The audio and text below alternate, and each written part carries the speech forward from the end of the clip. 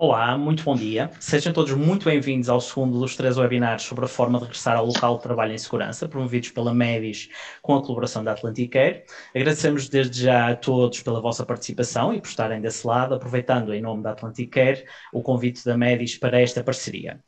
É importante também referir que este webinar insere-se no contexto laboral de indústria e construção civil e divide-se em duas partes. Uma primeira parte que terá uma componente mais expositiva e uma segunda parte em que serão respondidas questões que podem ser colocadas ao longo ou no fim da ação via chat.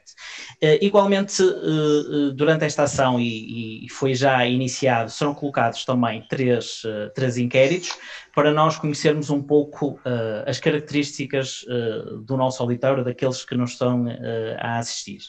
Esta ação tem então três oradores. O primeiro orador será o Dr. Mário Miranda, que é médico especialista em medicina do trabalho e imunoalergologia.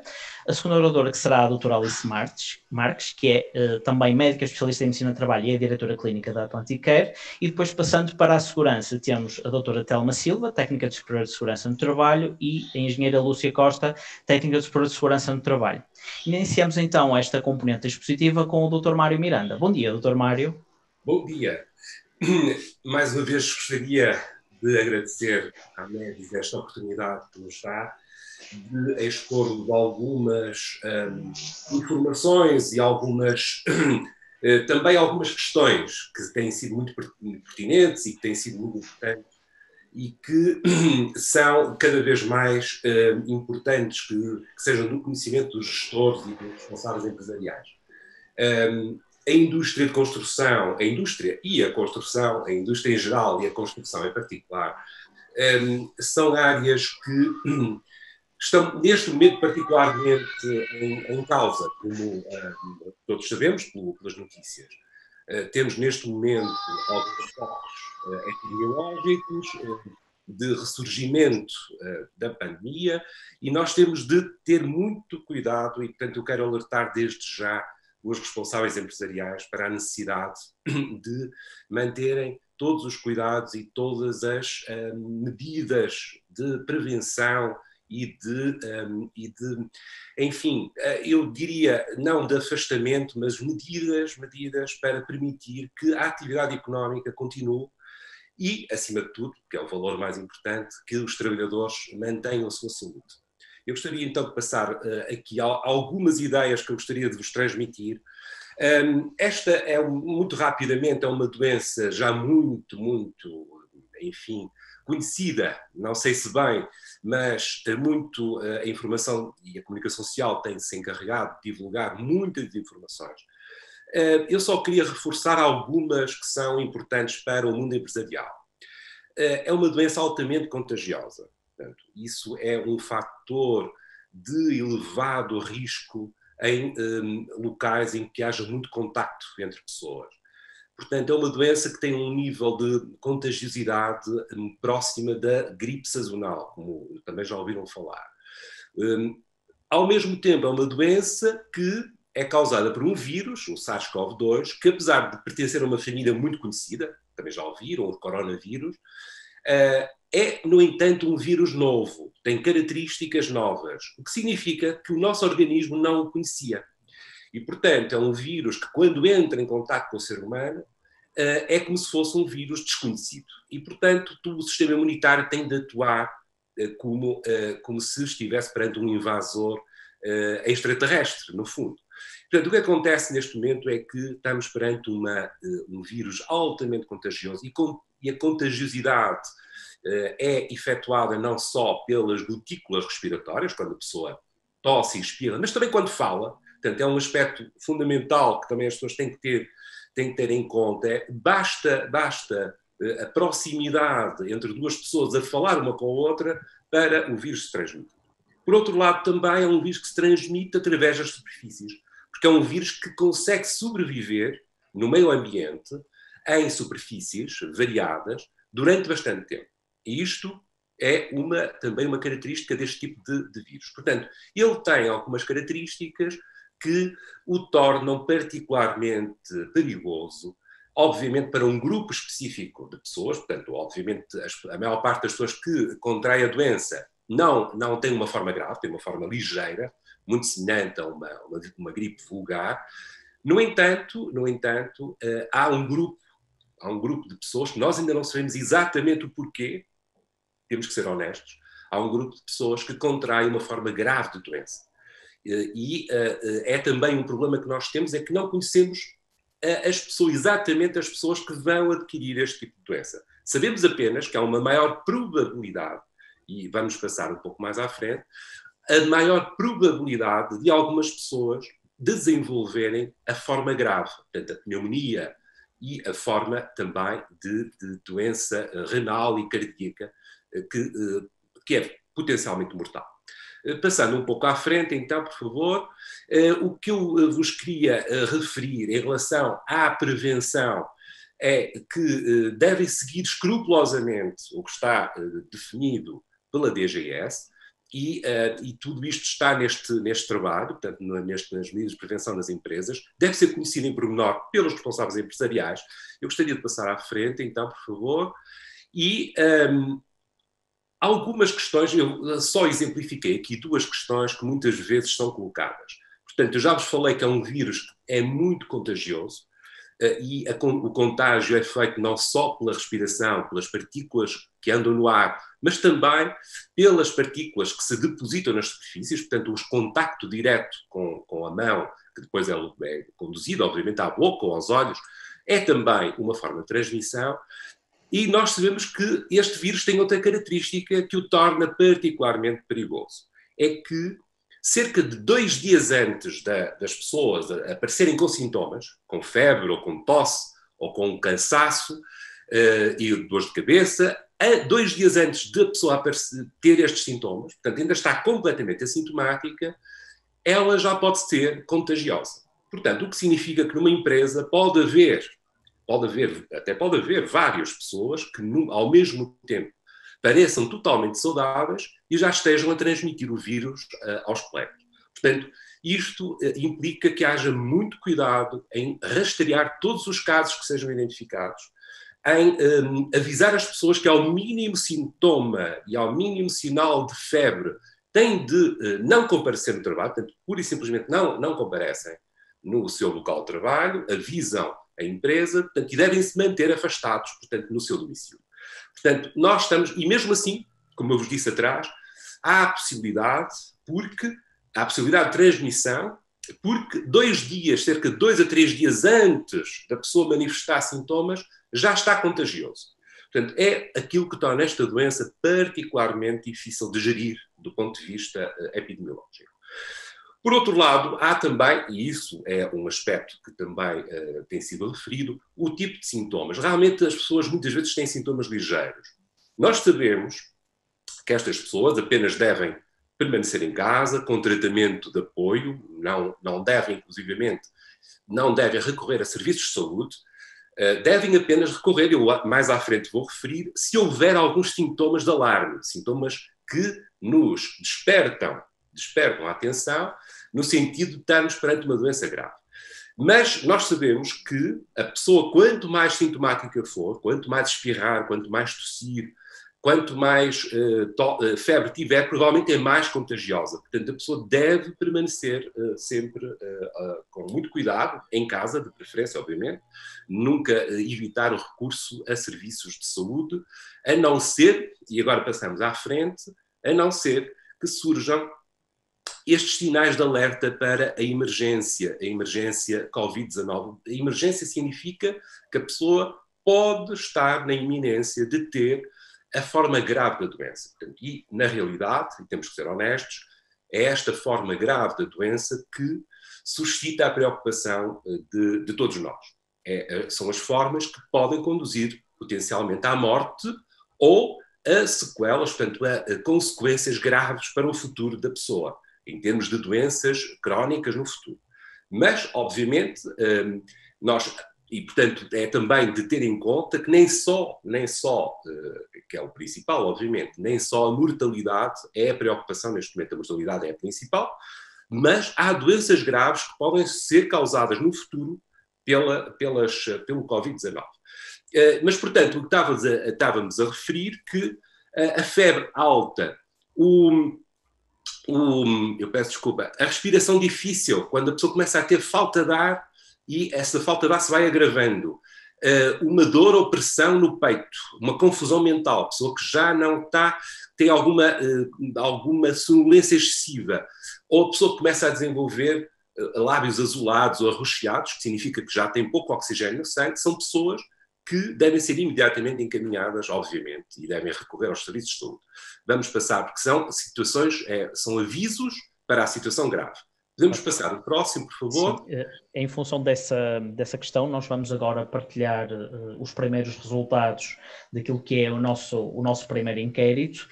O primeiro inquérito questionava se os participantes tiveram ou identificaram alguns casos graves de Covid-19 na vossa empresa. Vamos dar também um período de tempo para quem ainda não teve a oportunidade de o responder, de o fazer. Esta questão é uma questão que é relevante para percebermos também um pouco a realidade de cada uma das empresas. É importante também, enquanto aguardamos aqui o preenchimento do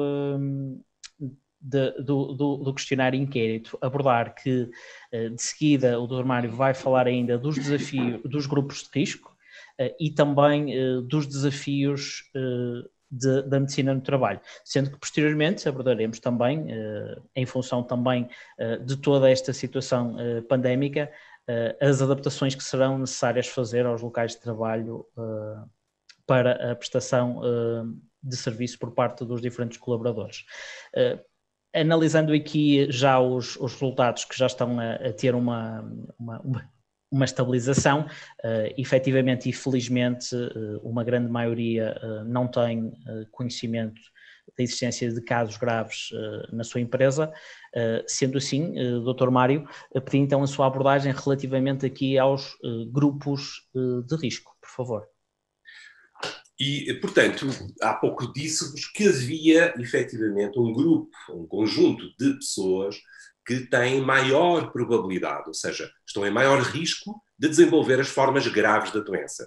E nós sabemos que algumas situações clínicas, e essas devem merecer uma particular atenção da vossa parte e da parte dos serviços de saúde e segurança das empresas, que são as pessoas que apresentam doenças cardíacas graves ou maltratadas, mal controladas, a hipertensão também grave ou com mau tratamento inadequado, as pessoas que sofrem doenças respiratórias com alguma gravidade, uma asma grave, uma DPOC com alguma gravidade, a diabetes mellitus, que não estamos a falar de uma diabetes mellitus ligeira, mas sim das formas um pouco mais graves, sobretudo as que precisam de insulina. Na obesidade, nós sabemos que a obesidade, sobretudo com alguma gravidade, um índice de massa corporal acima de 30, pode já ser considerado um risco para o desenvolvimento das formas graves da doença, e todos os doentes oncológicos têm sido submetidos a tratamentos de quimioterapia, radioterapia e outras doenças que estão associadas a uma diminuição da imunidade, que é o caso das doenças autoimunes, sobretudo as formas mais graves de autoimunidade, portanto, artrite reumatoide, espondilite anquilosante, portanto, são tudo doenças que devem merecer uma particular atenção. Estes doentes podem, e eventualmente até é possível eles próprios requererem essa medida, podem e devem ficar em teletrabalho sempre que possível. Há duas situações que não são doença, que é a idade avançada, felizmente não é doença. A partir dos 65 anos o risco aumenta significativamente.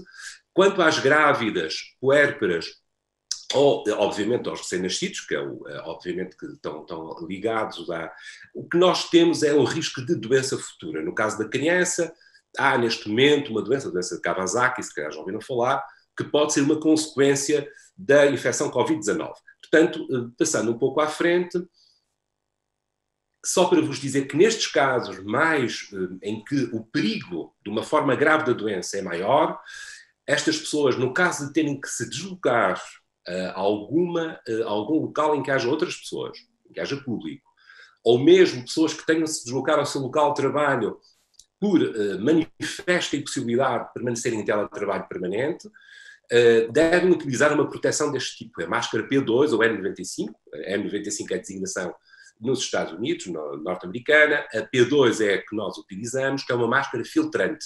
É uma máscara que tem filtros que impedem que as microgotículas ou aerossóis, que contêm potencialmente o vírus, entrem no nosso aparelho respiratório. As máscaras de proteção social não constituem, não podem ser usadas, nestes casos não devem ser usadas, porque não protegem o próprio. Protegem as outras pessoas se a pessoa que a usa estiver infectada. As máscaras com filtro protegem o próprio.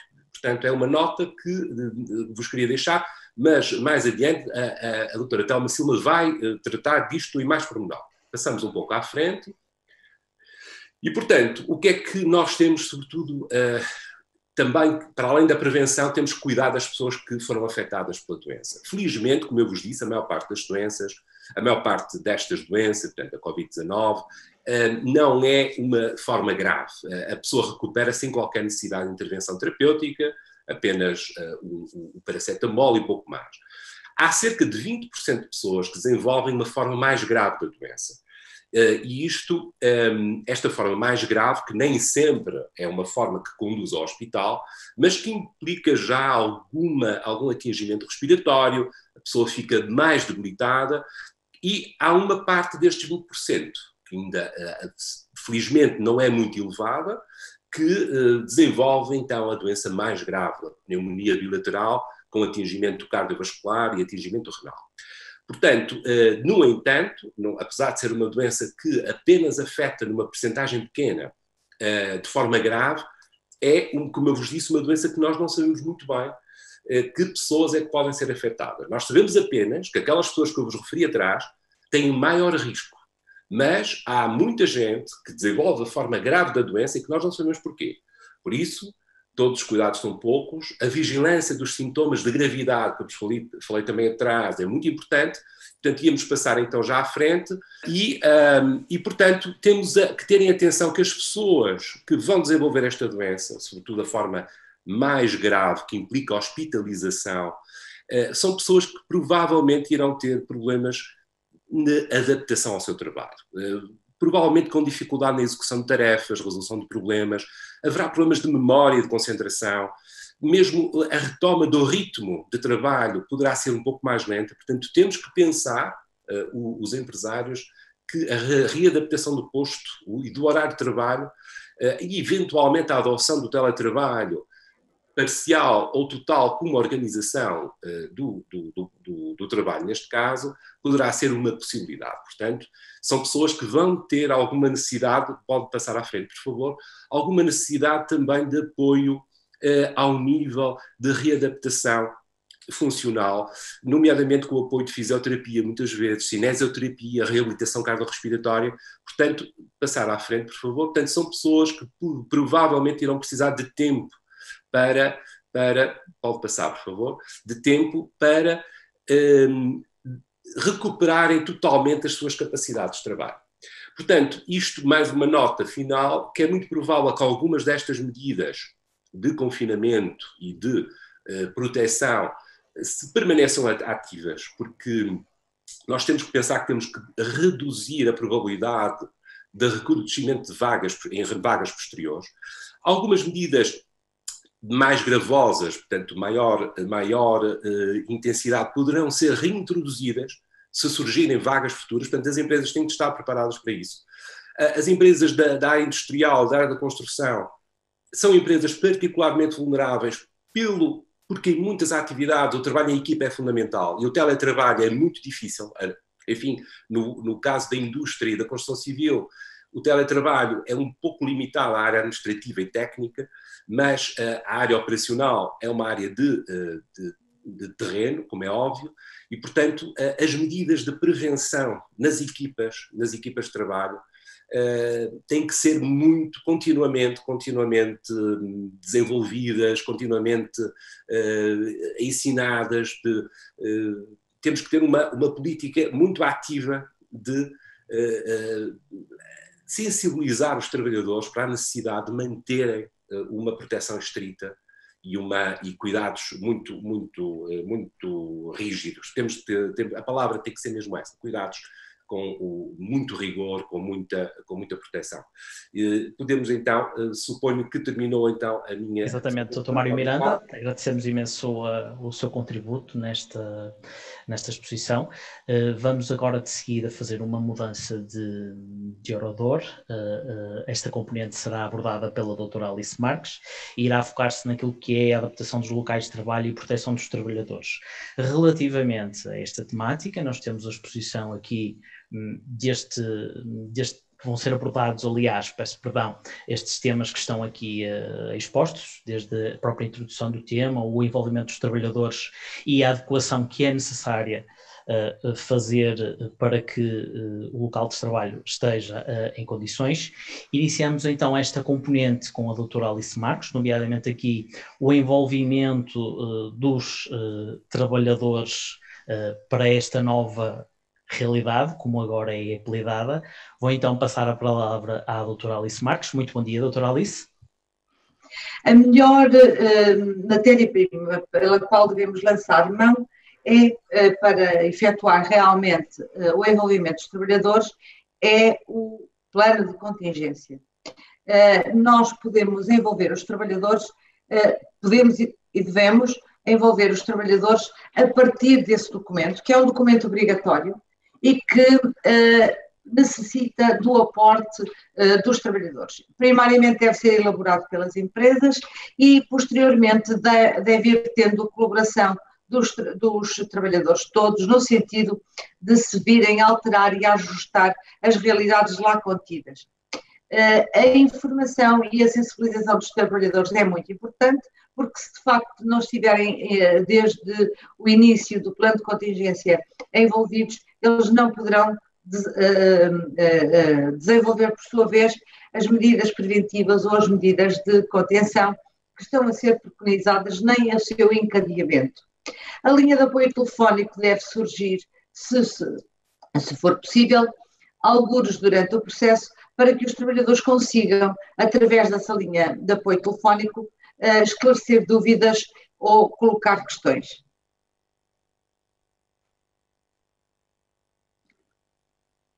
De facto, nós temos que reconhecer que, como em todas as crises, há sempre qualquer coisa de positivo para aproveitar e, de facto, esta crise veio dar muita relevância aos trabalhadores e à participação que estes podem ter nas medidas futuras e na envolvência e na competência com que podem aplicar as medidas que já estão preconizadas. A novidade poderá ser que eles estão a participar a partir de uma determinada altura, eles começarão a identificar soluções também e a participar connosco na decisão futura. Não esquecer, no grupo da envolvência dos trabalhadores, não esquecer, por favor, a envolvência de trabalhadores subcontratados, de trabalhadores temporários e de dar a conhecer o nosso plano de contingência aos nossos clientes e aos nossos fornecedores. É uma boa prática que devemos todos implementar nas empresas onde estamos com lugares de gestão ou de direção. Todos conhecemos que algumas medidas foram tomadas desde logo quando a pandemia foi declarada. Já na fase da epidemia havia algumas preocupações e os governos, a própria União Europeia e posteriormente as empresas foram, à medida que a pandemia progrediu, foram implementando várias medidas. Chamo mais uma vez a atenção que a principal foi implementada por ordem governamental e foi generalizada em toda a Europa, que foi a elaboração do plano de contingência. Mas houve outras regras ditadas pelas autoridades de saúde e como, por exemplo, o que é o isolamento, como se faz, a quarentena, e a proibição chegou a existir a proibição de algumas atividades, designadamente de atendimentos ao público, designadamente algumas indústrias tiveram que fechar porque os seus layouts não permitiam o cumprimento de regras básicas como a do afastamento social e tiveram que fechar durante algum tempo para se reestruturarem e reinventarem novos processos de trabalho. Houve, como toda a gente sabe também, restrições à circulação de pessoas e houve até casos de restrição muito evidente e muito geograficamente muito localizada, constituindo-se cercas sanitárias.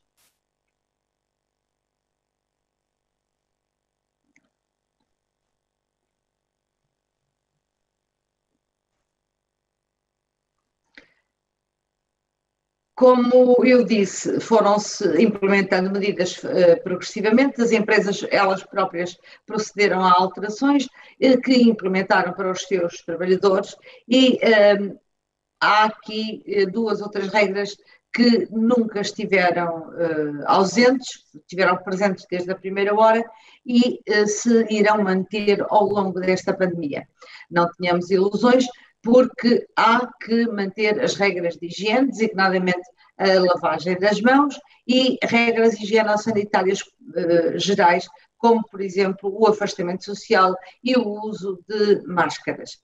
Haverá pessoas, das quais o Dr. Mário já falou, que são as que pertencem ao grupo de risco e que dificilmente, em alguns casos, terão possibilidade de voltar fisicamente aos seus locais de trabalho, pelo que deverão permanecer em teletrabalho. Como notoriamente se vê, esta pandemia modificou o mundo. Não só o mundo de cada um de nós, não só o mundo das famílias, mas sobretudo o mundo da economia, o mundo das empresas. E então, o que se acha, o que a Agência Europeia para a Segurança e Saúde do Trabalho considera é que é necessário unir esforços e empenhar todos numa parceria no sentido de apoiar, proteger os trabalhadores, as famílias, a sociedade e o futuro de todos nós. Porque se os empregadores e os parceiros sociais e os governos não se empenharem, nós teremos muito mais tempo pela nossa frente de crise e também de disseminação da doença.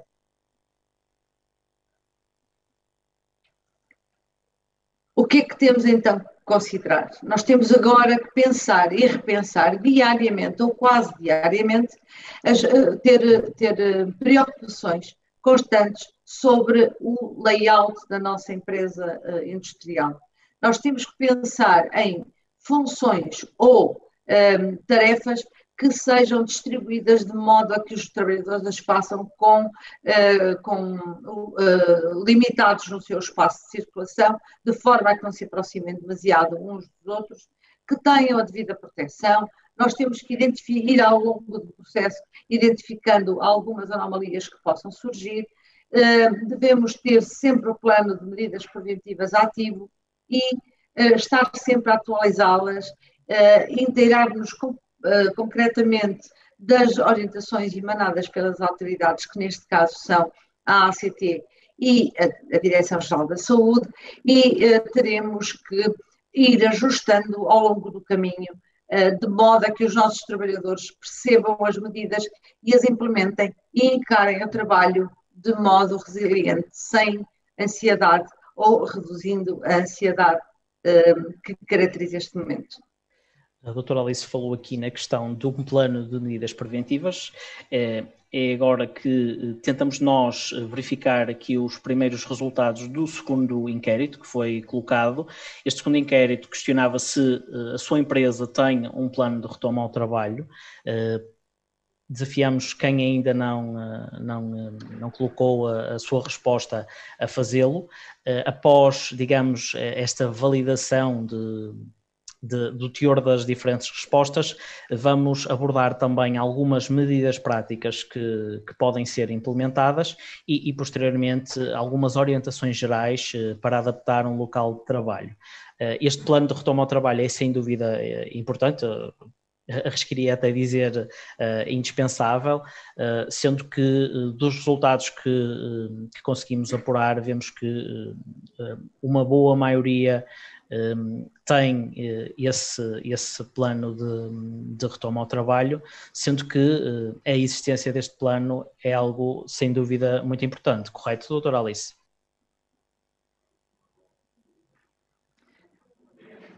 Slide seguinte, por favor. Portanto, o que é que temos que ir sempre tendo em consideração e porque a pandemia não acabou, e temos todos que tomar consciência que estaremos, muito possivelmente, segundo as fontes científicas, que neste ponto não têm discordância, a pandemia está ainda para ficar. E, portanto, nós temos que ir buscar informação fidedigna e atualizada sobre este tema, rever periodicamente o plano de ação e os seus resultados, ou seja, o plano de contingência deve conter um plano de ação, e este plano de ação é, tal como o próprio plano de contingência em si, é um documento dinâmico. Nós necessitamos estar constantemente bem informados, constantemente atualizados na nossa informação, para que possamos alterar, rever o plano periodicamente e promover ações corretivas ou de correção. Isto é o equivalente a um ciclo da qualidade, do planear, executar, corrigir e voltar a pôr em prática, e voltar a planear e voltar a corrigir, é o que nós temos que estar constantemente a fazer enquanto a pandemia durar. É necessário que esta retoma dos locais de trabalho se faça de modo gradual, progressivo. Não vai ser subitamente que nós vamos conseguir fazer tudo o que fazíamos antes desta pandemia. E, portanto, temos que, provavelmente, reestruturar os layouts, reestruturar a própria cadência do trabalho, dividir equipas, temos que fazer de tudo para cumprir as regras essenciais da contenção e da disseminação da doença. Para isso, nós temos que pensar bem o processo e garantir que não se coloque em risco os números que já conseguimos, que apesar de terem tido agora ultimamente um novo agravamento, ainda não são dramáticos, e nós não podemos continuar a crescer com a pandemia. Nós temos que conter a pandemia, e para isso temos que ter uma programação de trabalho muito rigorosa, muito tranquila e, sobretudo, perceptível, e ganhar os trabalhadores para este lado do problema. Isto, se não o fizermos, pode ocorrer quase seguramente o agravamento das medidas. A qualquer momento isso poderá acontecer. Depois, nós temos que ter em conta a obrigatoriedade legal que já todos tínhamos nas nossas empresas implementados, a avaliação de riscos. Agora, a novidade é que todas as empresas, nós não tínhamos todas as empresas com risco biológico avaliado, porque a sua atividade não era indicativa de que o risco biológico fosse um risco existente e significativo, e agora passou a ser para todas as empresas de uma forma transversal. Notoriamente, nós temos que reavaliar os riscos, contendo nesta avaliação a avaliação do risco biológico, leia-se SARS-CoV-2 ou potencial doença Covid-19. Teremos então que adaptar a nossa vida e teremos que não nos esquecer, quando formos a fazer a implementação das medidas práticas, não podemos esquecer os grupos de risco que o Dr. Mário Miranda falou há pouco. E, portanto, as pessoas mais velhas, as pessoas com doenças oncológicas, os diabéticos não equilibrados, eventualmente outras áreas como imunossuprimidos, ou pessoas com doenças respiratórias e grávidas, hipertensos, etc. Essas pessoas podem ter muita dificuldade em retomar o trabalho no seu local de trabalho habitual e, eventualmente, devem, algumas, continuar em teletrabalho. Nós, na Atlantic Care, defendemos que estas pessoas só devem regressar ao trabalho local, leia-se local de trabalho habitual, se o médico de trabalho concordar ou definir especificamente medidas para estas pessoas. Como é que isso se faz? As empresas terão que solicitar aos serviços de saúde no trabalho terão que solicitar a realização de exames ocasionais para estes grupos de risco, sendo que o médico de trabalho vai pronunciar-se adequadamente e caso a caso, porque cada caso é de facto um caso, sobre o que é que pode e não pode ser feito, ou se eventualmente aquela pessoa terá mesmo que continuar em teletrabalho.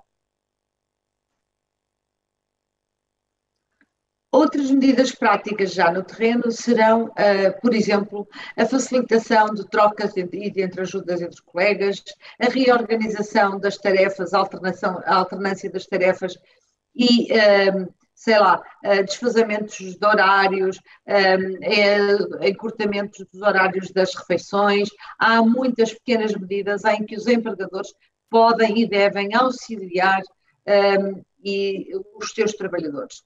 Algumas empresas terão que se confrontar com o facto de haver pessoas com muita ansiedade, com alguns problemas pendentes que estão no âmbito da vida familiar ou pessoal de cada um deles e devem tentar enquadrar estas situações e apoiar, se possível. Atualmente fala-se com consultoria, com a ajuda dos psicólogos de trabalho, porque há pessoas que vivem de facto problemas complicados, dificuldades financeiras ou outras, e o empregador deverá, se possível, ajudar nestas situações, disponibilizando algum apoio específico.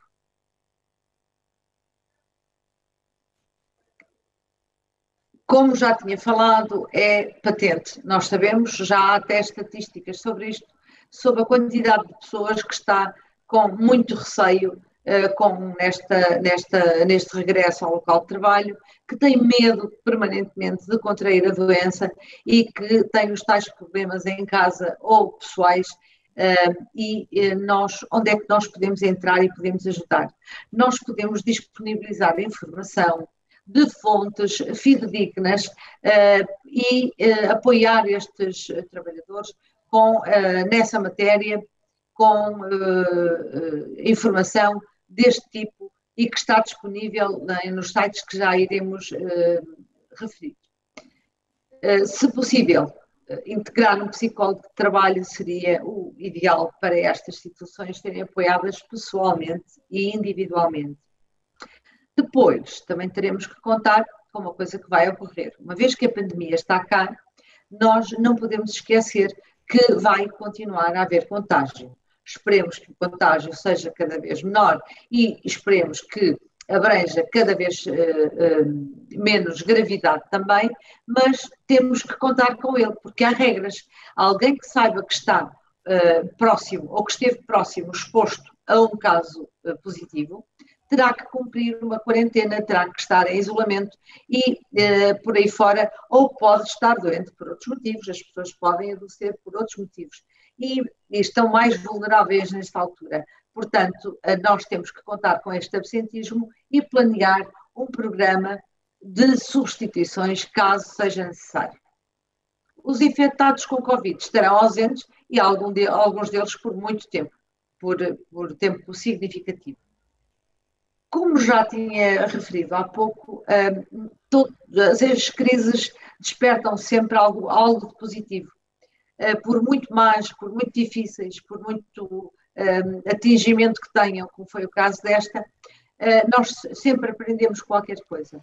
E aprendemos com esta crise que um plano de contingência consegue-se elaborar, consegue-se fazer e tem aplicabilidade para o futuro. O plano de contingência não é só um documento que se elaborou, neste caso muito virado para a questão biológica, para o risco biológico e para as consequências da pandemia, mas poderá haver outro estilo, outro tipo de contingência para o qual nós tenhamos que estar preparados, e a elaboração deste plano permitiu-nos aprender como é que se faz. Também nos permitiu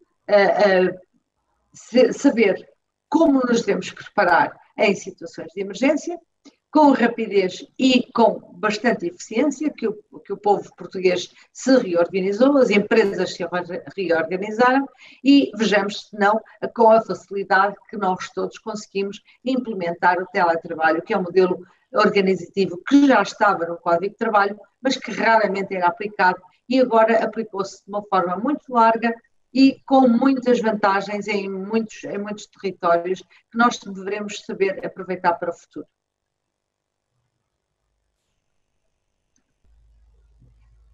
Nesta fase, nós temos que garantir que quem regressa com confiança e com segurança. E para isso, como eu já tinha referido atrás, a Atlanticare defende que os exames ocasionais presenciais de regresso ao trabalho para todas as pessoas que pertencem a grupos de risco é uma medida de excelente eficácia. Os empregadores devem solicitar às suas empresas de prestação de serviços ou aos seus médicos de trabalho que observem com tranquilidade as pessoas que pertencem a grupos de risco no sentido de as poder reintegrar no local de trabalho com toda a segurança e confiança.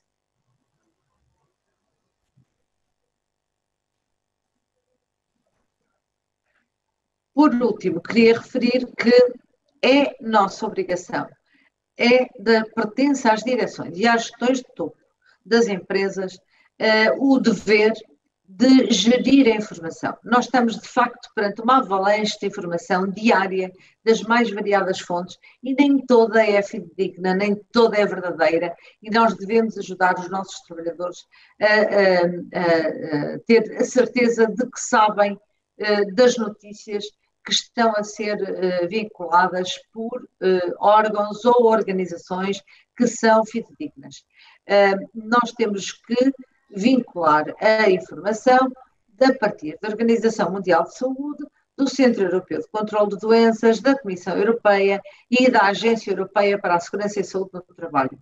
Claro que esta informação que advém destas organizações tem sido a que a nossa Direção-Geral da Saúde e a nossa Autoridade para as Condições de Trabalho vão adotando e vão publicando a cada passo. Portanto, nós temos que ter a preocupação de atualizar, de ir aos sites, procurar a estes sites e aos dois nacionais que referi a informação fidedigna, ver que normas é que estão a ser recomendadas e passá-las imediatamente à prática para as cumprir rigorosamente e, sem dúvida, divulgá-las pelos nossos trabalhadores todos.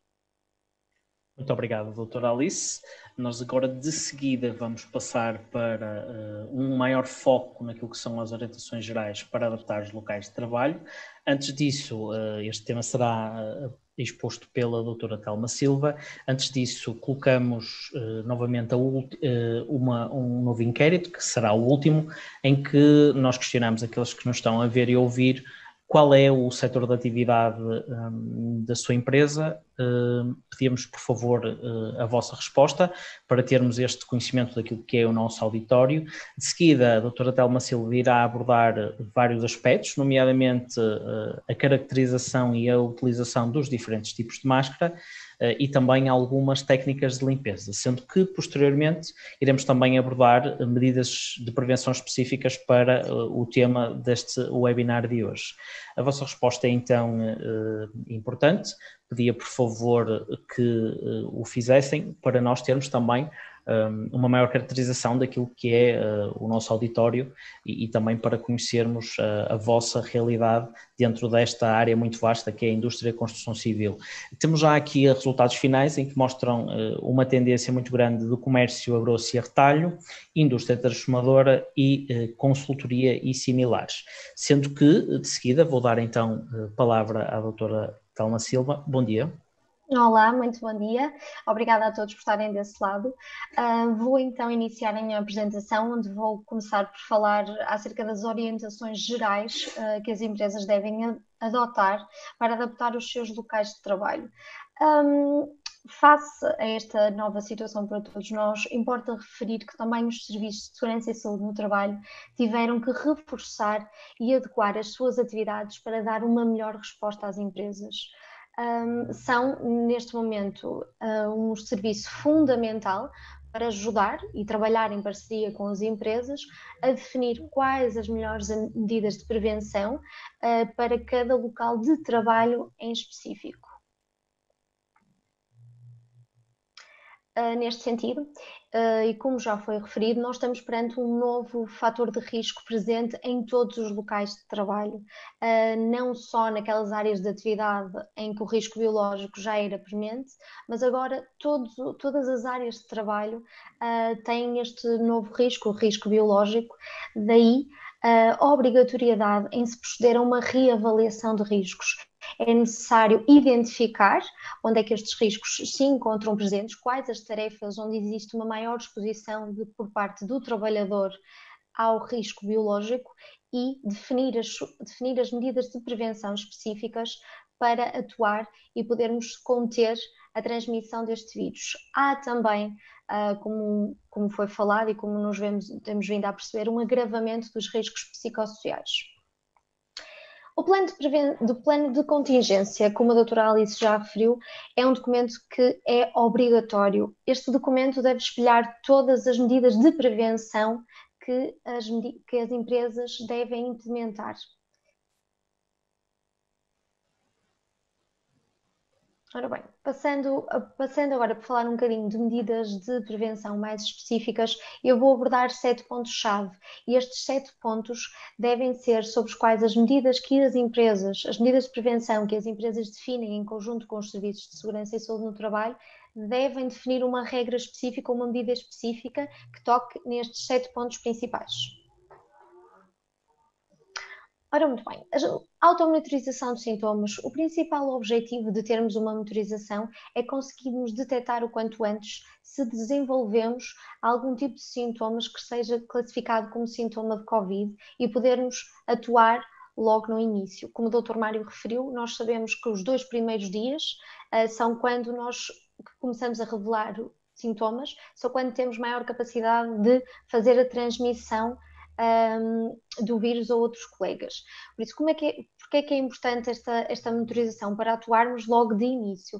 Podemos proceder fazendo uma medição, por exemplo, diária da temperatura e gostaria de frisar relativamente a este ponto que as empresas podem realizar o controle da temperatura, sendo que associado ao mesmo não pode existir qualquer tipo de registro.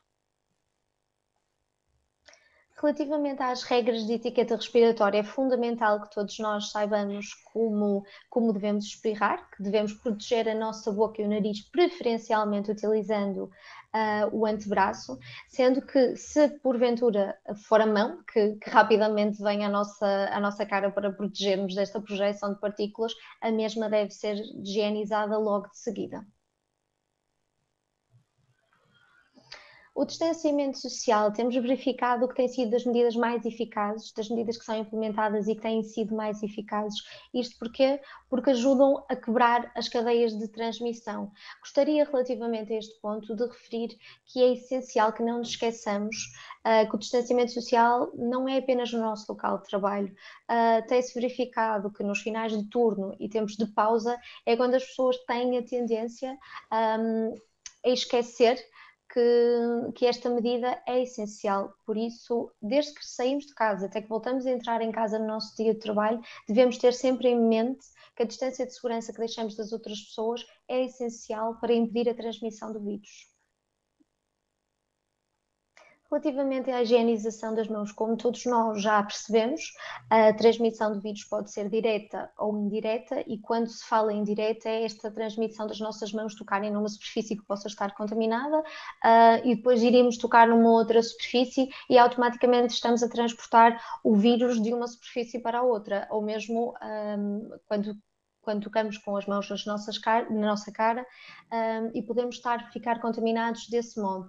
Daí ser extremamente importante uma lavagem regular das mãos, sendo sempre preferível a utilização de água e de sabão para esse efeito, não sendo possível no nosso local de trabalho, por não termos, em termos de estrutura de layout, uma proximidade com água, devemos ter e higienizar as nossas mãos recorrendo às soluções antissépticas de base alcoólica.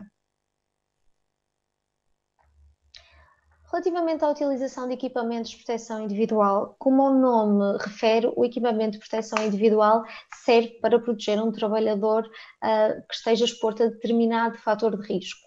Para isso é essencial e podem contar com os serviços de segurança e saúde no trabalho para vos ajudar nesse sentido.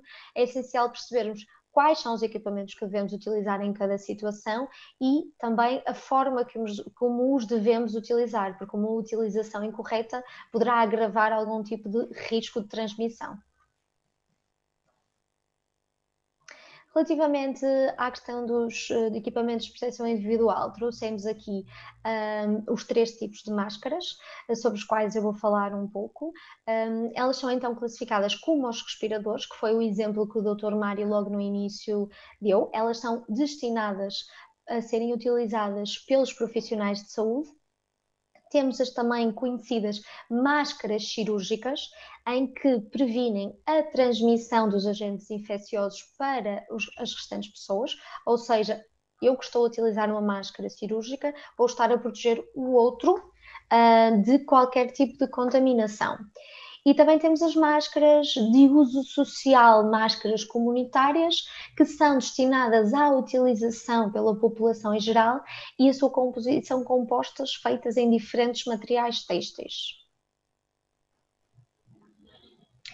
Quem é que deve então utilizar estas máscaras de tipo cirúrgicas? Pessoas que tenham um sistema imunológico mais debilitado, que sejam mais frágeis e pessoas cuja a sua profissão implica o contacto com muitas outras pessoas.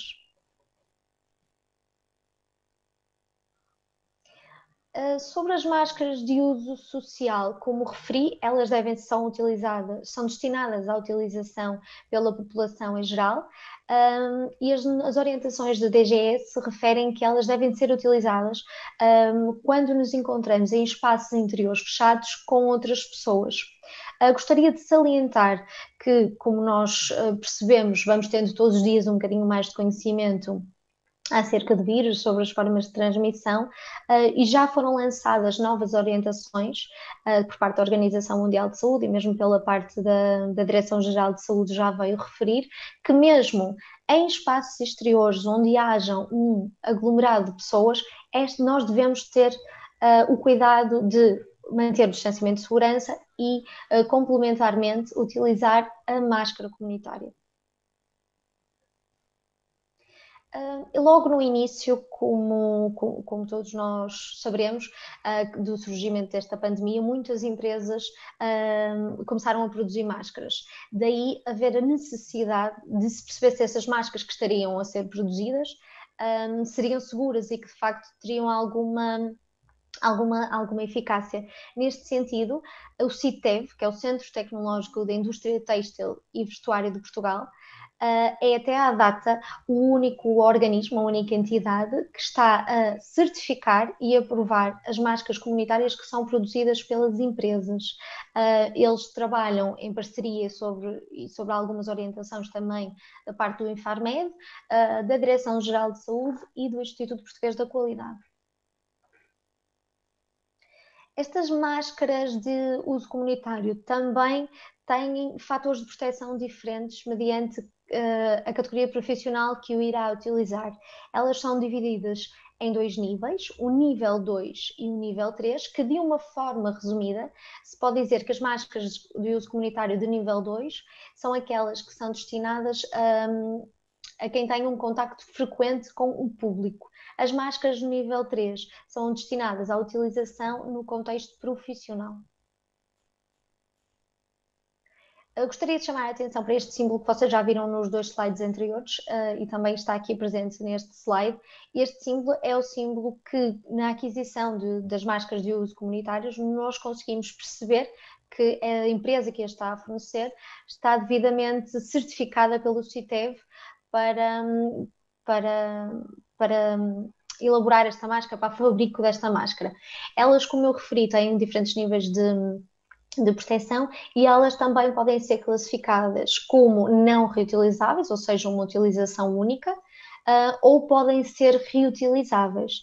E quando são reutilizáveis, nós verificamos, como podem ver nesse símbolo, que elas foram concebidas para ter uma eficácia para um número X de lavagens, ok? Relativamente a essa durabilidade, as máscaras devem ser utilizadas num período máximo de 4 horas, sendo que é importante que então sejam distribuídas pelo menos diariamente 2 máscaras pelo trabalhador, digamos assim, utilizando o período da manhã, fazendo a troca depois no período da tarde, quando faz a pausa do almoço, e é importante referir que sempre que as mesmas se encontrem úmidas, independentemente de terem passado as 4 horas, elas devem de ser trocadas. Gostaria também aqui de frisar um ponto que me parece extremamente importante, que é preciso saber cuidar delas e como é que nós cuidamos corretamente das máscaras, procedendo a uma correta higienização das mesmas. As orientações são para que, preferencialmente, elas sejam lavadas a uma temperatura de 60 graus na máquina, mas como todos compreendemos, essa lavagem diária na máquina por vezes torna-se complicada, por isso, optando por uma lavagem manual, elas devem ser mergulhadas em água e sabão durante cerca de 20 a 30 minutos e gostaria de salientar que a utilização de lexívia nesta lavagem manual não é de todo aconselhável. Passando para outro tópico que é também fundamental e outra medida de prevenção, é relativamente à limpeza das superfícies. É importante diferenciar que existem 2 termos e para a limpeza seja eficaz, nós devemos compreender a diferenciação entre os 2 termos. Um é limpeza, que consiste na remoção da sujidade, e o outro é a desinfecção. A desinfecção consiste em eliminar a carga a carga microbiana, ok? Para que de facto esta limpeza seja eficaz e que consigamos estar seguros quando tocamos nas superfícies, ela deve respeitar pelo menos 4 regras fundamentais. Primeiro ponto, a limpeza tem que ser úmida. Nunca limpar a seco por causa do levantamento de partículas e poeiras que existe associado a isso. Ela deve ser realizada sempre no sentido de cima para baixo, começando nas paredes e terminando nos rodapés, dando o exemplo.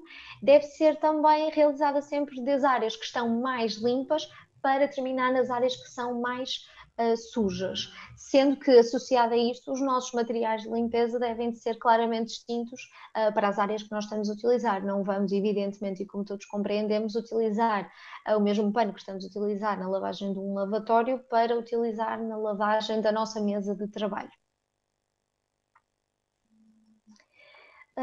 Relativamente à formação e informação, ela torna-se essencial em todos os pontos, ou seja, todos os pontos que eu estive a expor, eles devem ser partilhados, explicados e até recolhida a informação junto, para melhorias das medidas que estamos a implementar junto dos nossos trabalhadores.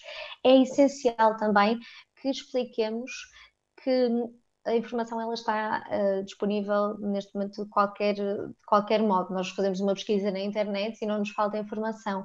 Daí sabermos que existem sites e existem informações fidedignas e informações que não o são. Devemos transmitir este conhecimento de quais as fontes oficiais de informação junto dos nossos trabalhadores para que todos nós possamos estar o mais informados possível e desse modo conseguimos ter uma melhor atuação no sentido da prevenção.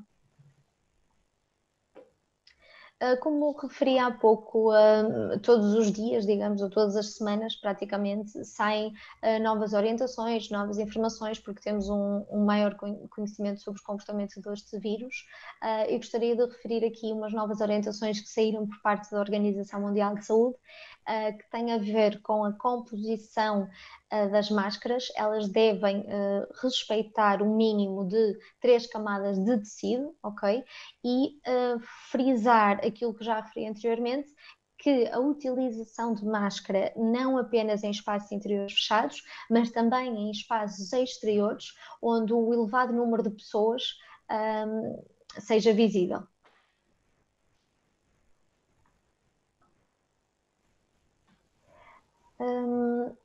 Relativamente aqui agora umas medidas de prevenção a ter na parte dos refeitórios e zonas de lazer, porque são medidas de prevenção em áreas onde existe, por norma, um elevado número de pessoas. É muito importante a diferenciação de circuitos, a desinfecção antes e após a utilização desses mesmos espaços. O desfazamento de horários é essencial, isto para quê? Para não termos todas as pessoas ao mesmo tempo nesse mesmo espaço. E o distanciamento de segurança, como eu referi anteriormente, é uma medida de prevenção extremamente eficaz e necessária. Relativamente agora a algumas medidas de prevenção a termos nas deslocações, porque é essencial, desde que nós saímos da nossa casa até que chegamos ao nosso local de trabalho e vice-versa, que tenhamos exatamente os mesmos cuidados que temos quando lá estamos.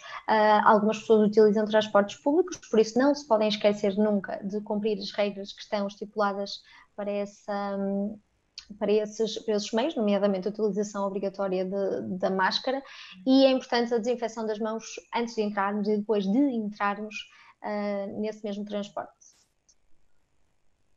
Muito obrigado, doutora Telma Silva. De seguida nós vamos especificar, vamos um pouco mais longe, vamos abordar medidas de prevenção específicas, sendo que este tema será abordado pela engenheira Lúcia Costa. Bom dia, engenheira Lúcia. Bom dia a todos. Bom, a construção civil é uma atividade por si só com riscos elevados e com o aparecimento da pandemia agravou-se a situação, tornando-a mais vulnerável, nomeadamente pelas deslocações frequentes para outras localidades, permanências temporais, as tais equipamentos sociais temporais geralmente provisórios, como dormitórios, instalações sanitárias, vestiários. Várias empresas no mesmo local torna-se mais difícil controlar a situação e os dispositivos de higiene insuficientes, nomeadamente lavatórios com água, sabão e toalhas de papel insuficientes.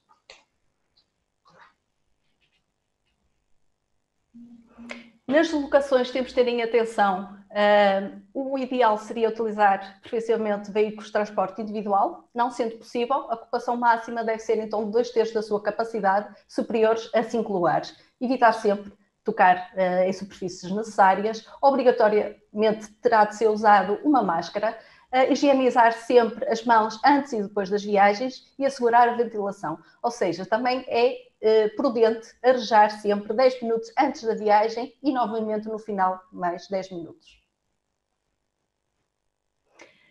Passando para a entrada na obra, algumas regras: disponibilizar sempre um termómetro para controle da temperatura, estabelecer turnos nos acessos aos vestiários de forma a garantir o distanciamento social, estabelecer horários e locais para as empresas de materiais de forma a que não se acumula ou não tenham várias empresas ao mesmo tempo, respeitar as novas regras de conduta social, nomeadamente não permitir o contacto do aperto de mãos, abraços, a fixar informações que são sempre úteis, devidamente como a higienização, a lavagem de mãos, a etiqueta respiratória, desinfetar sempre com frequência as mãos e a colocação da máscara da proteção antes da entrada na obra.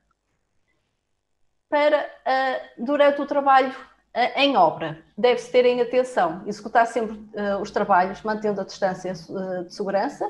Desta forma, podemos planificar os trabalhos tendo em conta a distribuição das equipas do trabalho, restringindo assim equipas em simultâneo. Restringir visitas à obra, promover também a realização de reuniões não presenciais, privilegiar o teletrabalho para trabalhadores que tenham funções mais administrativas em obra, promover sempre a limpeza, a desinfecção em toques frequentes de superfície, garantir sempre a desinfecção dos veículos e terem atenção sempre que há troca de equipamentos também devem ser higienizados, estabelecer, como já foi falado, os turnos para a realização de refeição e evitar os aglomerados, principalmente nas pausas, que é onde nós facilitamos. Durante a saída da obra, deve-se desinfetar então no final do turno todas as superfícies e veículos, garantir sempre a correta lavagem do equipamento que estamos a utilizar e respeitar a ordem correta de remoção de equipamentos de proteção individual. Portanto, a roupa, retirar as luvas, desinfetar as mãos, voltar a retirar a máscara e voltar a fazer a desinfecção das mãos. Muito obrigada. Muito obrigado, engenheira Lúcia, pelo seu contributo. Neste momento nós finalizamos esta primeira parte da nossa ação. Esta segunda parte agora é composta pela elaboração das vossas questões, que podem enviar via chat.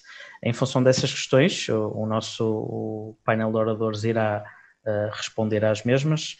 Portanto, pedi a vossa participação para conseguirmos aqui uma dinâmica bastante interessante de partilha de dúvidas, questões ou até de situações. Eu tenho já aqui uma primeira questão. Esta primeira questão irei colocá-la à doutora Alice Marques e está relacionada com, e cito, se existem sites nacionais fiáveis além dos média.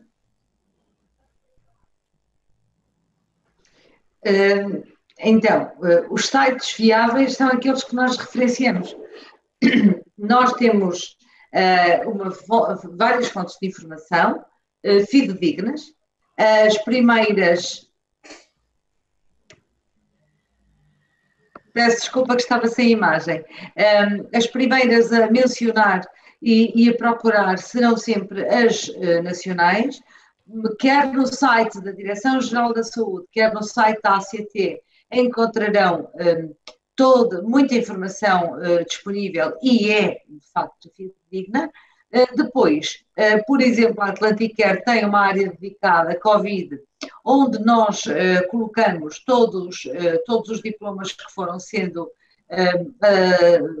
emanados das autoridades e as guidelines, bem com informações técnicas, bem como pósteres ou folhetos ou outro tipo de informação, das quais qualquer pessoa que aceda ao site pode fazer download. Uma das fontes de informação que, pessoalmente, eu como diretora clínica desta casa, implementei foi ir a recolher informação ao Centro Europeu de Controlo de Doenças.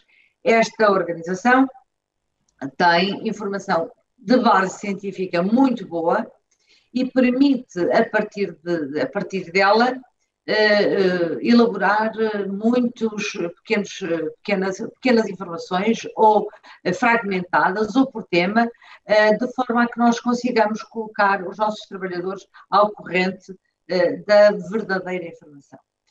Esta informação pode depois ser colocada em locais estratégicos, onde os nossos colaboradores passem obrigatoriamente e poderão eventualmente promover ao longo do processo a troca de localização, porque isso desperta novamente a atenção de quem passa e quando nós trocamos de local, mesmo que realmente o documento não tenha sofrido uma grande alteração ou inovação, mas primeiro teremos que cuidar, ter a certeza de que está lá o que é atual, o que é correto e depois mudamos então o conteúdo e até mudamos o local onde está fixados estas informações.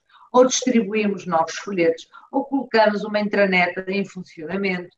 Há muitas formas de chegar aos nossos trabalhadores com informação fidedigna.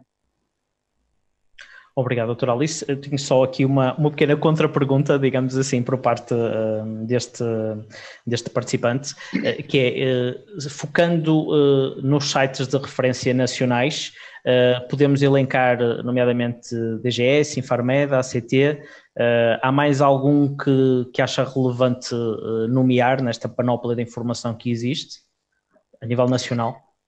Penso que a ACT também, e não estou a ver de facto, claro, depois há sites privados, como o que eu expliquei que nosso está, que sendo uma empresa que se dedica à saúde e segurança no trabalho, obviamente teve a preocupação de muito cedo começar a colocar informação e permitir que essa informação fluísse e fosse, enfim, alcançável por qualquer pessoa da população em geral.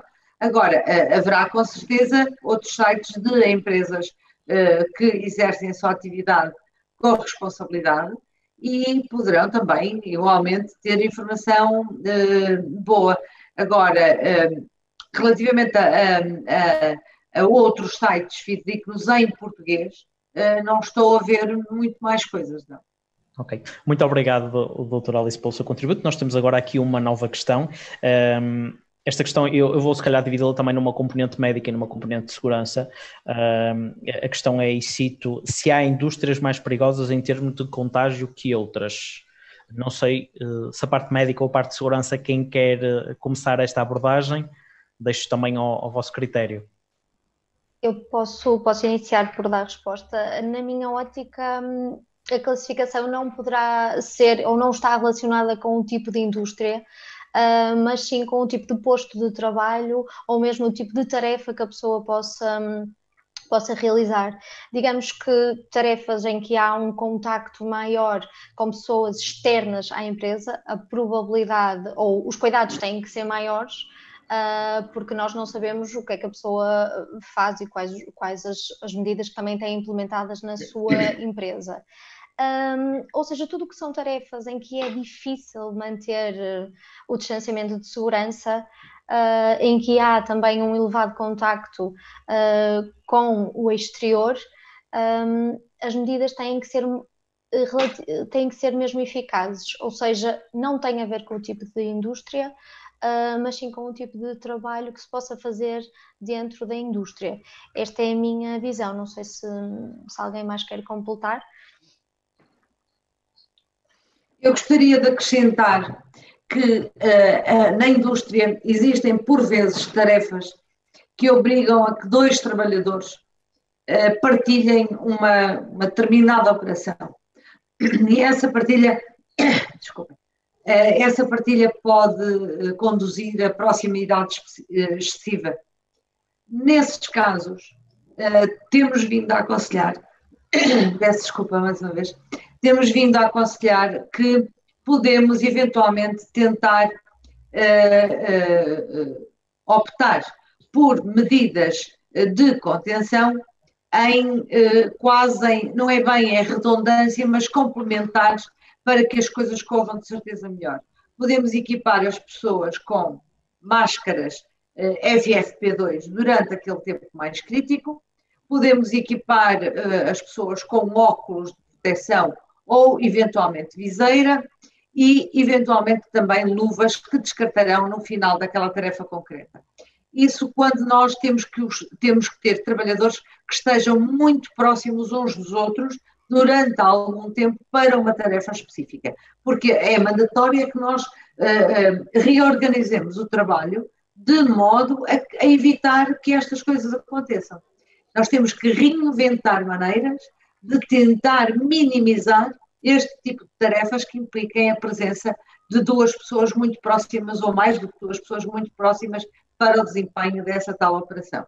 Temos que tentar minimizar que isso ocorra. Não conseguindo, temos que redobrar cuidados durante aquela operação. Muito obrigado a ambas pelos vossos esclarecimentos. Temos aqui uma nova questão. Esta vou dirigir em primeiro lugar à doutora Alice, mas depois obviamente que é estendido a todos que queiram dar o vosso contributo. E a questão é, muito objetivamente, qual o papel dos recursos humanos neste tipo de sensibilização? Pois, o papel dos recursos humanos eu diria que é fundamental, é fulcral. As organizações que têm departamentos de recursos humanos devem estar constantemente preocupados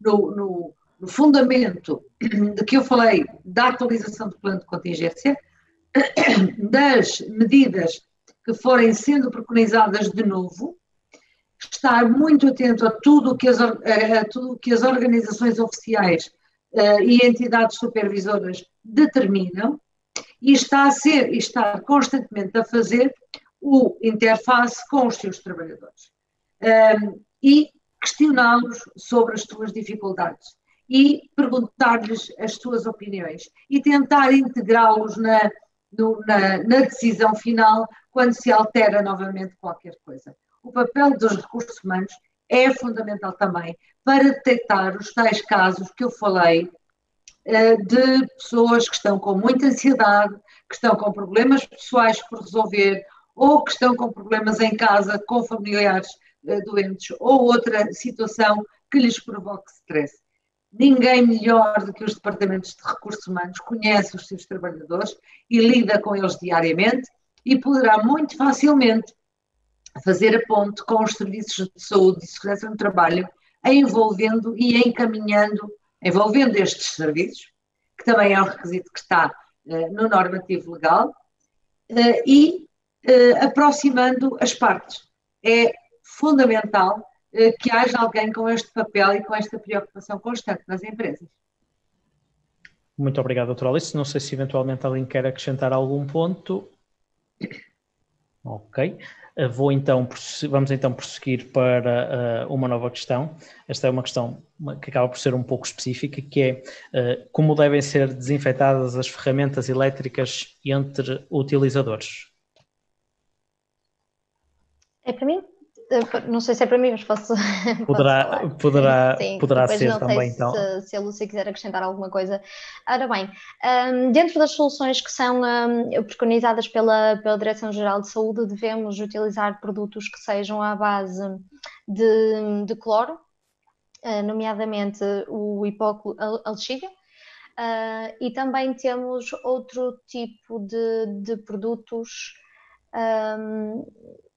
O ideal, eu estava aqui a pensar enquanto estava a dizer, o ideal existe no mercado umas toalhitas desinfetantes que talvez sejam o ideal a utilizar para a desinfecção dessas mesmas ferramentas. Após a utilização da ferramenta elétrica, o colaborador tem disponível essas toalhitas que têm já um desinfetante, passam na ferramenta e descartam num balde que deve ser depois também de pedal e de tampa.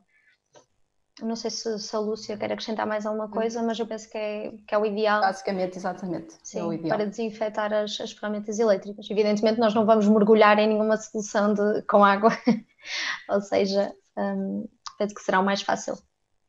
Com certeza, consideramos assim então a resposta a esta questão. Temos aqui uma outra que eu vou direcionar diretamente para o Dr. Mário Miranda.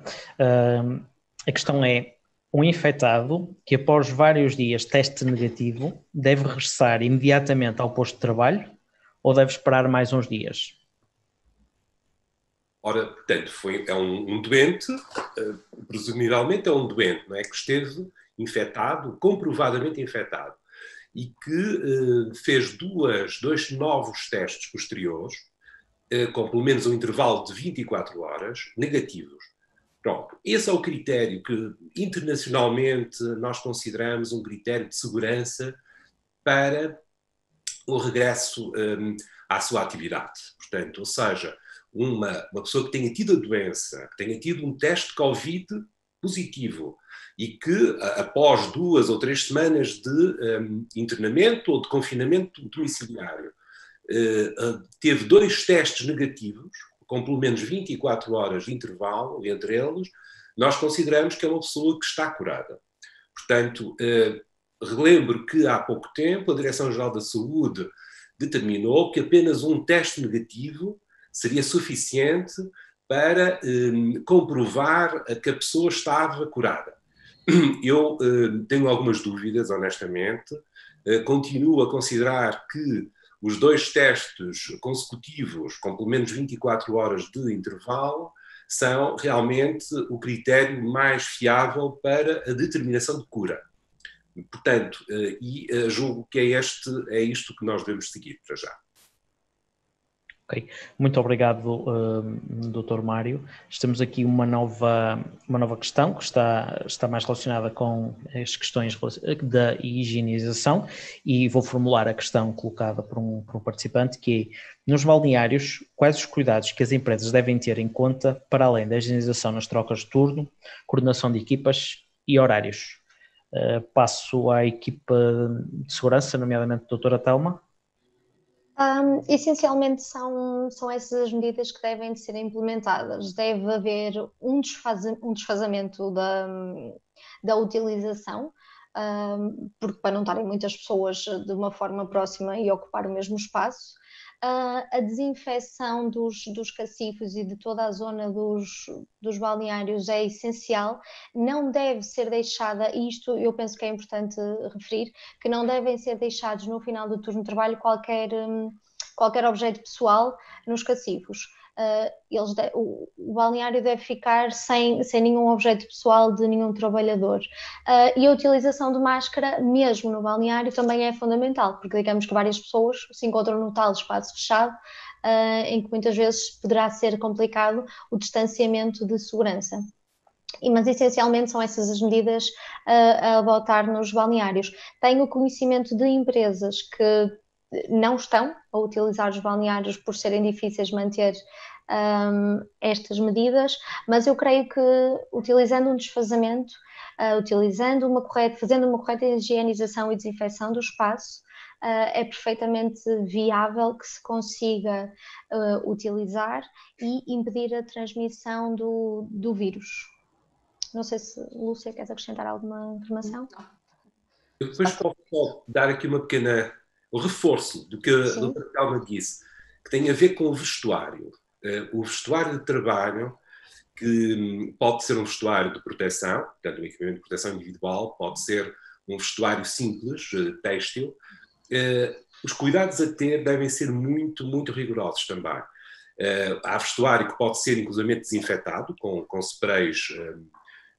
Podemos usar, neste caso, um spray de álcool isopropílico, por exemplo, mas o vestuário normal, têxtil, ele próprio deve ser descartado, despido e depois colocado de forma muito cuidadosa em sacos ou em contentores, ou no caso do trabalhador levar para casa, ele deve ser instruído no sentido de, quando despir o vestuário de trabalho e quando o lavar em casa também, ter cuidados extremos na sua manipulação.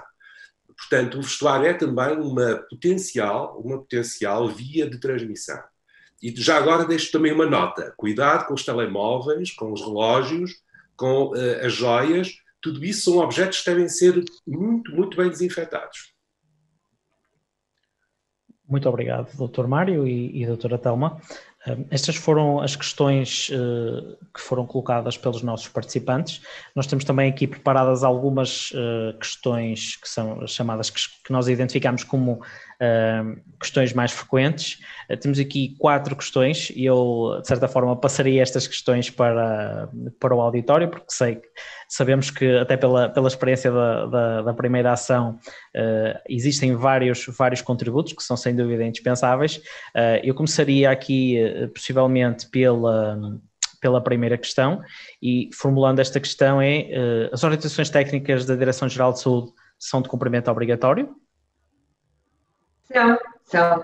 São de cumprimento obrigatório de momento em que o Estado foi declarado pelo Presidente da República em estado de emergência. Qualquer orientação emanada de uma autoridade passa a ter força de lei. E o mesmo se passa ainda com o estado de calamidade. Portanto, qualquer orientação, qualquer guideline que seja veiculada por uma autoridade tem que ser obedecida porque é equivalente a uma legislação. Não estão, repare-se agora com que facilidade se conseguiu implementar até as coimas para quem infringir determinadas regras. Ora, as regras que estamos a referir-nos são regras que não existem na legislação em geral prévia. Antes da pandemia não havia proibição de ajuntamentos de mais de 20 pessoas.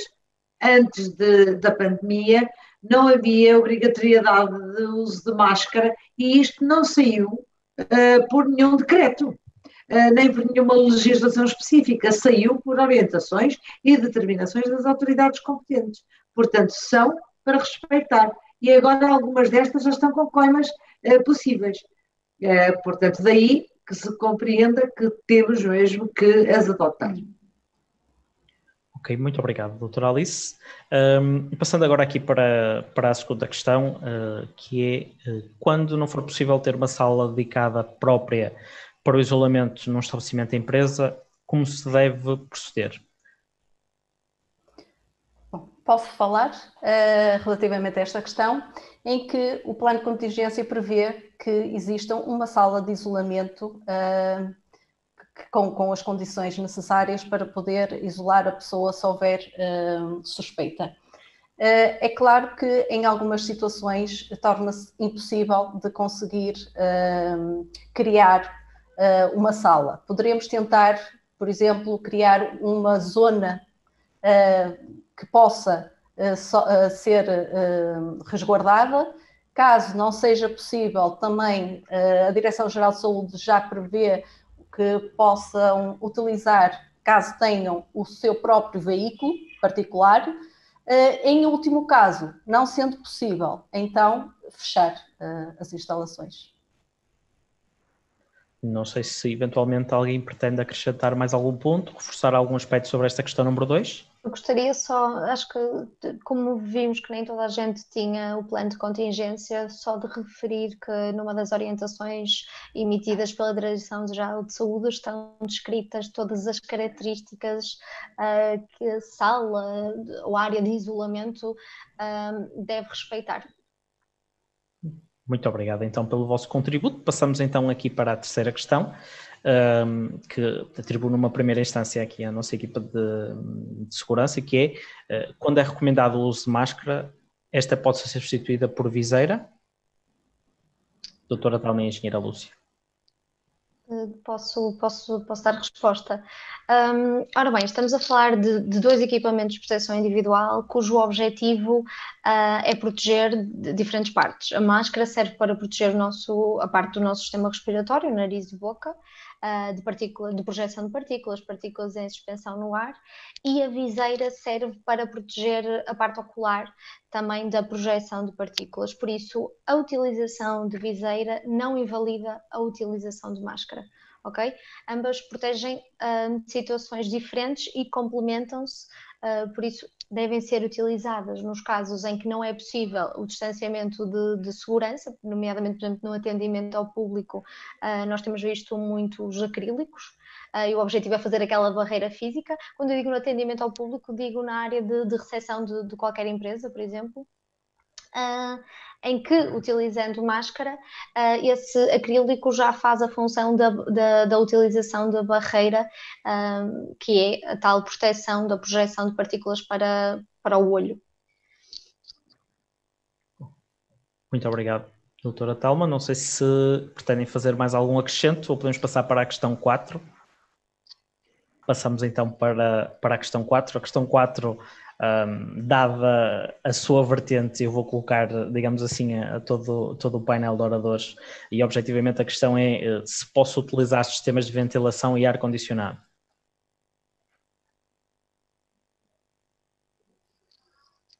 Pronto, vou iniciar. As recomendações da Orientação Geral de Saúde é para todos os sistemas de ar-condicionado que façam a recirculação do ar devem de ser desligados. Normalmente o sistema de ar-condicionado tem essa opção, que nós podemos colocar como ativa ou não.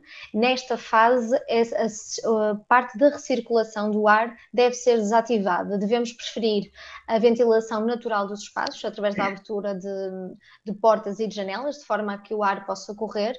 Existem, no entanto, os sistemas de ar-condicionado que fazem a recolha do ar no exterior. Esses sim podem ser utilizados porque no fundo estamos a utilizar ar novo que vem de fora e não aquele que nós no mesmo espaço possamos estar a respirar todos uns dos outros. E são essencialmente essas as recomendações nesta fase. Posso só reforçar que, utilizando esses equipamentos, devem ter em atenção a periodicidade da limpeza dos filtros. Exatamente. Existe...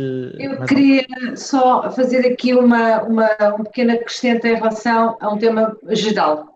E é uma informação que é importante para todas as empresas. No dia 16 deste mês, saiu um despacho ministerial que determina que a ACT, a Autoridade para as Condições de Trabalho, tem, por parte da DGS, delegação de competências para poder fiscalizar e intervir em todas as empresas no que concerne às medidas que estão preconizadas para fazer face à pandemia e não só. Nós não podemos esquecermos que os inspectores são os mesmos que já existiam na ACT e, portanto, teremos que estar atentos a esta questão. A ACT pode entrar numa empresa, fiscalizar a empresa sob o ponto de vista da área da pandemia, portanto, pode pedir documentos sobre o controle da situação da empresa, pode pedir o plano de contingência, pode pedir outros documentos e pode entrar na empresa e agir como fiscalizador e futuramente aplicador de coimas, se caso as empresas não estejam a cumprir com todas as orientações. E isto, neste momento, também é extensível à área da saúde. Isto é, as mesmas pessoas, as mesmas entidades de terreno, que são inspectores da ACT, podem atuar também na fiscalização da área da saúde.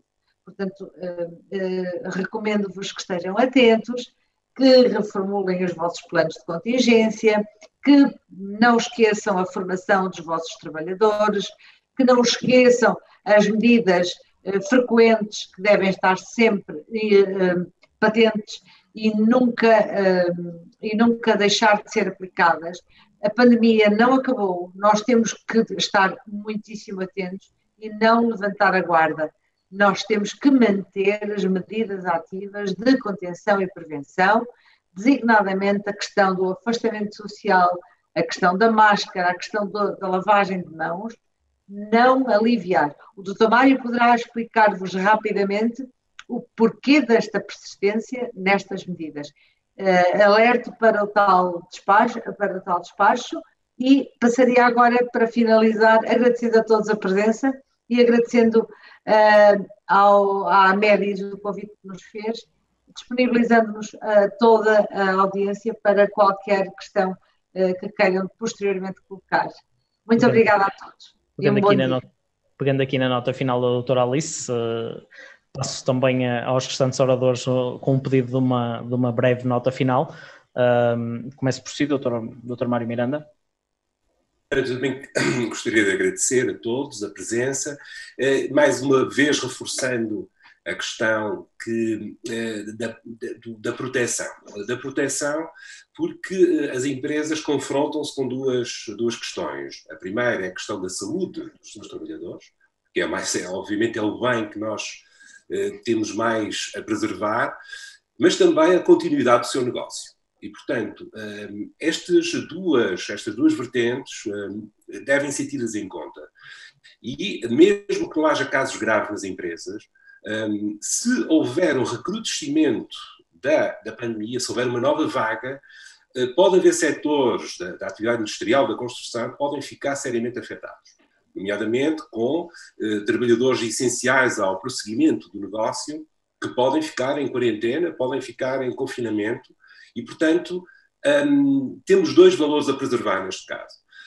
Daí que o reforço das medidas de prevenção e aquilo que eu mais vos sugiro é que estejam atentos, e aquilo que a doutora Telma Silva disse, nos postos de trabalho em que há maior contacto entre os trabalhadores, em que há maior probabilidade de interação, são aqueles postos de trabalho que terão que ser particularmente vigiados, particularmente controlados. E em que as medidas de proteção devem ser especialmente reforçadas junto dos profissionais. Portanto, manter as equipas o mais pequenas possível, com pessoas bem instruídas, que utilizem todos os equipamentos de proteção, desde a viseira, a máscara adequada, no caso já falamos nisso, no caso de pessoas com risco mais elevado para as formas graves, utilizar máscaras de P2 ou máscaras cirúrgicas nível 2. Portanto, temos que ter um cuidado especial nestes casos. Portanto, a minha nota é que mantenham um grande rigor nas medidas de prevenção. Muito obrigado a todos. Muito obrigado, doutor Mário. doutora Telma Silva e engenheira Lúcia, não sei, só uma nota final o mais sucinta possível. Sim, a minha vai ser muito breve, que é evidentemente não descurem as medidas que fomos referindo e procurem apoio dos vossos serviços de segurança e saúde no trabalho. Certamente têm muitas sugestões para vos dar e vão ajudar-vos da melhor forma a implementar todas as medidas para que não haja um aumento destes casos de transmissão nos locais de trabalho. Muito obrigado, engenheira Lúcia. Bom, da minha parte, eu quero agradecer o convite e também dizer que não facilitem. Nós estamos numa fase realmente de desconfinamento e os resultados estão à vista, estão a aparecer novos casos e, portanto, nós não podemos facilitar. Obrigada. Muito obrigado a todos. Eu dirigimos neste momento a vocês, agradecendo a todos os participantes a vossa presença e a vossa interação. Vamos assim encerrar desta forma este segundo webinar. Esperamos que esta ação tenha ido e tenha sido do vosso agrado e tenha ido de encontro às vossas expectativas. Agradecemos todo o vosso interesse e participação e o dinamismo que imprimiram a esta ação. Agradecendo também aqui ao painel de oradores e a toda a equipa que esteve envolvida neste webinar. Como nota final, aproveitamos apenas para mencionar que, oportunamente, após este ciclo das ações, os webinars serão disponibilizados no site da Medis. Desta forma, despedimos-nos até sexta-feira, em que haverá a última ação deste ciclo, no horário habitual. Contamos com a vossa presença. Muito obrigado e continuação de um excelente dia. Muito obrigado.